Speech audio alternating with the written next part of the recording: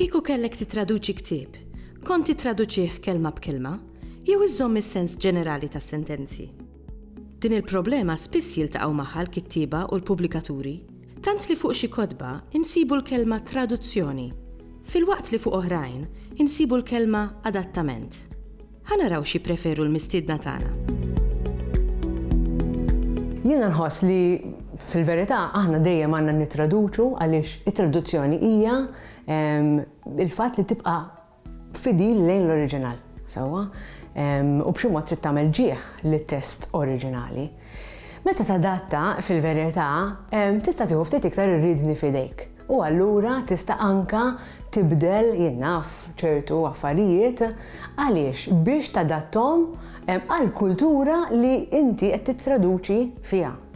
Adattament it-tiklok għal ftit iżjed ngħidulu anke localization, jiġifieri jekk inti qed tittraduċi storja li fiha affarijiet li l-udjenza Maltija ma tkunx taf, waħda mill-mistoqsijiet dejjem hija x'nagħmel inżomm id-deskrizzjoni fidila tal-ekwali kif qiegħda fl-oriġinal avolja għal qari Malti ma tfisser xejn, jew nadatta b'mod li l-udjenza Maltija ħadd tifhimha iżjed. Ħafna drabi nittraduċi mill-Franċiż u mill-Ingliż u ġieli anke mit-Taljan. F'moħħi dejjem inżomm. L-ewwel nett, dan ma ktibtux jien, mela bl-ebda mod ma rrid nieħu ġieħ jien fejn mhux suppost sewwa traduzzjoni vera qed nagħmilha jien, imma jibqa' l-fatt li ma rridx nipprova nuri kemm naf jiena, kemm jien kittieba tajba jiena, u allura ħanipprova jew insebbaħ jew inbiddel b'tali mod li t-test fl-oriġinal laqas biss nibqa' narfu. Jiġri b'xi mod dejjem ħanibqa' fidila lejn l-oriġinal. Imma mbagħad ikun hemm mumenti fejn, pereżempju dawn l-iktar fil-każijiet ta' tfal, sewwa x'jiena nittraduċi l-iktar għat-tfal.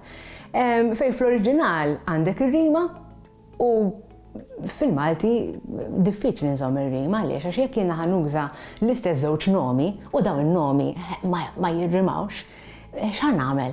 Mela hawnhekk fejn jidħol issa l-każ ta' adattament. Jew ħanibdel in-nomi imma nkun qed nibdel is-sens biex inżomm ir-rima. Jew inkella ninsa r-rima biex nibqa' fidila lejn l-oriġinal u nżomm l-istess nomi nagħtu mod sewwa u l-istess sens.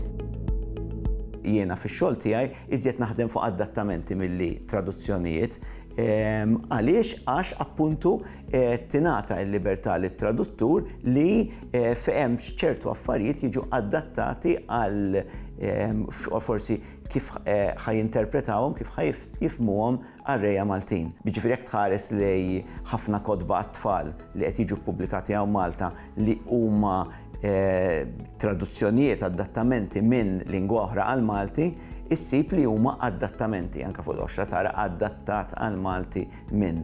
Ħafna nies jgħidu li isma' dan mhux adattament ta' din xorta hija traduzzjoni. Imma naħseb għandna mentalità bħala poplu li jekk ngħidu li qed nittraduċu biss, in-nies jaħsbu li qed nittraduċi kelma b'kelma.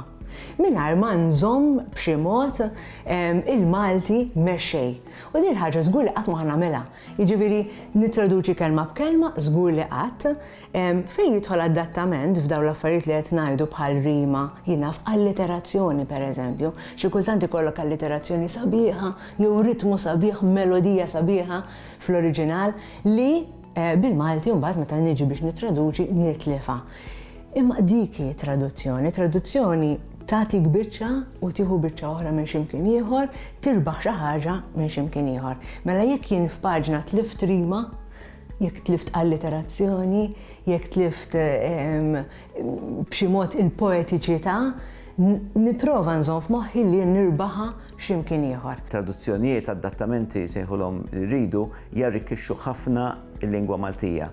Dejjem minta għaliex għax inti mu qed naqas xejn mill-kapaċitajiet u l-ħiliet tal-awturi Maltin ovvjament, anzi bil-kontra, imma inti jekk il-qarrejja qed jaqraw biss dak li qed jiktbu qarrejja minn pajjiż wieħed f'Kastana Malta, bla ma trid għandek ċertu mentalità, ċertu esperjenzi ta' ħajja, ta' gżira li jiġu riflessi fil-letteratura. Meta taqrom fil-lingwa tagħna qed tarrikkixxi l-lingwa għax inti qed tara sa fejn anke kapaċi twassal. Pereżempju jekk inti ċertu ġeneru ta' għall-argument science fiction, pereżempju qed nitfa' ġeneru ma tantx issib oriġinali bil-Malti, il-fatt li hemm traduzzjonijiet jew adattamenti għal Malti qed turi kemm il-Malti huwa kapaċi jirrakkonta kull tip ta' storja anke dawn. Fil-passat, u ġili għaddin nisma' ħalluma forsi llum inqas, ħafna nies kienu jgħidu bil-Malti ma tistax titraduċi għaliex il-Malti m'għandux kliem ħdej l-Ingliż pereżempju. Jien nixtieq ngħid il dawn nies li għadhom jaħsbu hekk li mhuwiex minnu. Sfortunatament in-nuqqas qiegħda fih li jaħseb li fil-Malti ma nistawx nittraduċu għax ma nix kliem biżejjed u mhux fil-lingwa nnifisha.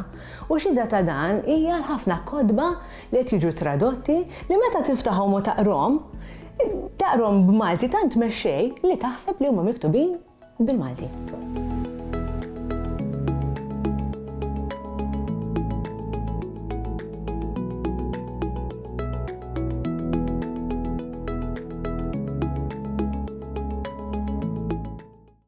Ilsienna jixtieq jirringrazzja lill-Kunsill Nazzjonali tal-Ilsien Malti, lid-Dipartiment tal-Malti fil-Fakultà tal-Arti l-Università, lill-Ministeru għall-Edukazzjoni u x-Xogħol u lill-Aġenzija Nazzjonali tal-Litteriżmu.